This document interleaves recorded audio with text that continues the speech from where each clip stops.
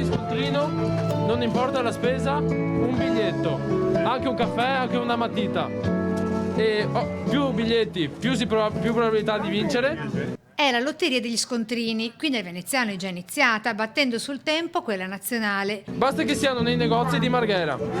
Siamo a Marghera, dove la lotteria viene chiamata di vicinato, il perché è presto detto. È un Natale diverso, un Natale solidale, perché anche questo riesce a mettere in circolo un'energia e crea la sinergia fra associazione, perché dobbiamo citare Marghera 2000 e Catene 2000 che hanno avuto questa idea, i commercianti e l'amministrazione pubblica che è presente qui cercando di creare un'atmosfera natalizia.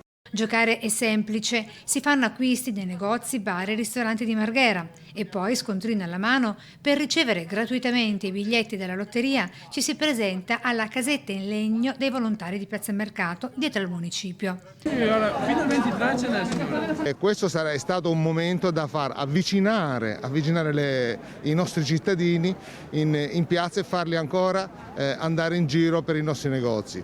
L'estrazione dei premi mercoledì 23 dicembre alle ore 11, sempre qui in Piazza Mercato, idea nata da due associazioni del territorio, Catene 2000 e Marghera 2000, che estende l'iniziativa a favore dei commercianti. Si potrebbe anche sentire la pubblica amministrazione per coinvolgere un po' anche altre zone della terraferma, se non tutta la terraferma, in una mega offerta dei mega premi, sempre però con questo principio come è stato fatto qui a Marghera.